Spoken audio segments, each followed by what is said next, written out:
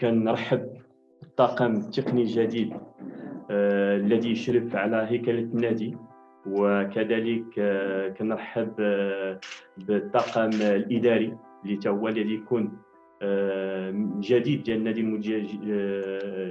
جديد ديال النادي ديال هذا العام، باش نكونوا هيكل النادي في الموسم المقبل ان شاء الله.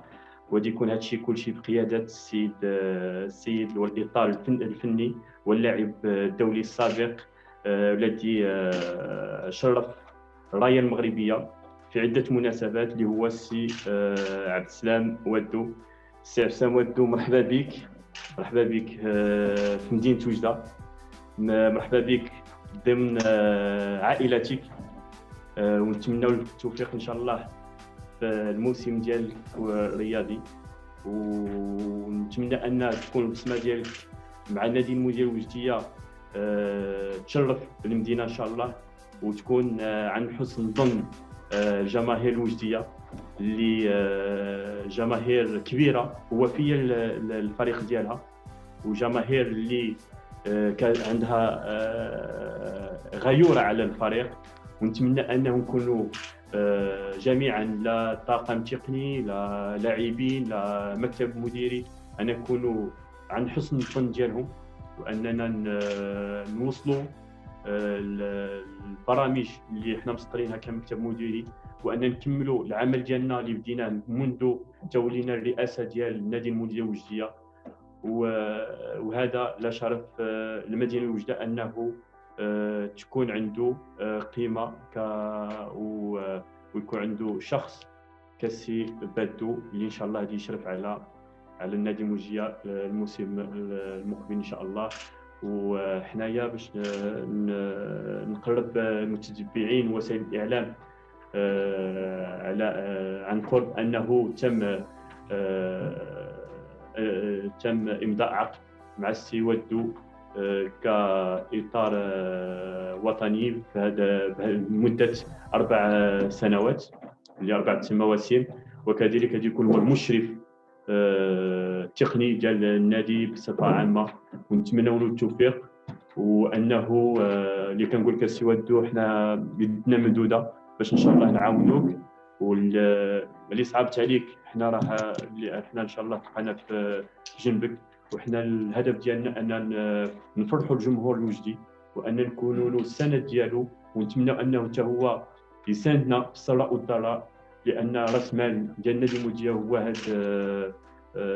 الجمهور ديالو الشغوف، اللي ان شاء الله نتمنوا انه نكونوا عن حسن الظن ديالو، واننا حتى حنا بليد لا حنايا كما قلت، لا حنايا للطاقم التقني لا الجمهور ان شاء الله باراده الله ان شاء الله نقدروا نوصلوا. وحنايا زعما بغينا نشرفوا المدينه ونردوا لها الامجاد ديالها في المواسم المقبله ان شاء الله.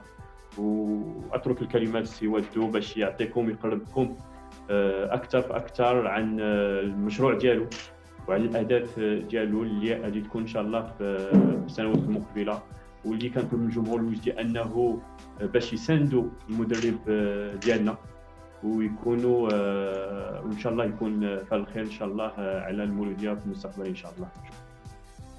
Bonjour à tous, bonjour à toutes, salam alaikum.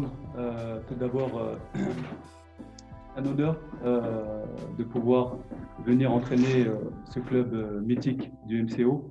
Et à ce titre, j'aimerais tout d'abord remercier le président Mohamed Houar pour sa confiance, les dirigeants du MCO, les autorités locales, les supporters pour leur accueil.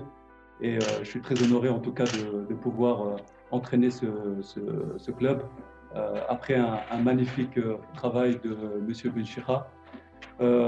Effectivement, le challenge est intéressant.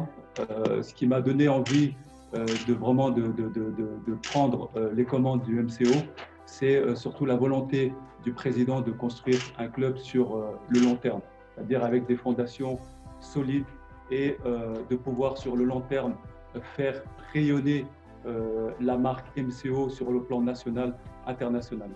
Donc pour ça, le projet est un triple projet basé déjà sur le projet sportif, effectivement, de pouvoir confirmer le bon travail des prédécesseurs comme M. Benchikha, Karkash et tous les entraîneurs qui sont passés par le MCO. Aujourd'hui, on reprend la main avec un staff très compétent que j'ai choisi vraiment prioritairement sur la compétence et sur les valeurs humaines. L'idée de ce projet sportif, comme je vous l'ai dit, c'est de confirmer le travail effectué avec l'équipe première, de consolider les bases.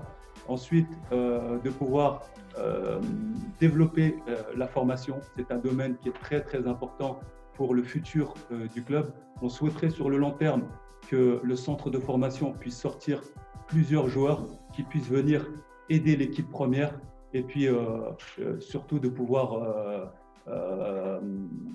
je dirais, faire jouer des joueurs de l'Oriental avec l'ADN du club des MCO, les équipes nationales du Maroc.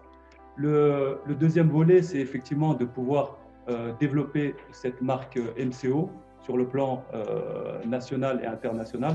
Et le troisième volet, c'est effectivement d'essayer de développer les ressources économiques pour se projeter sur un football moderne. Effectivement, c'est une tâche pas facile, mais j'espère qu'avec l'aide des dirigeants et le professionnalisme de tout le peuple de l'Oriental, qu'on puisse sur le long terme construire un club solide et dans les prochaines années qui puisse vraiment rayonner sur le plan national et international.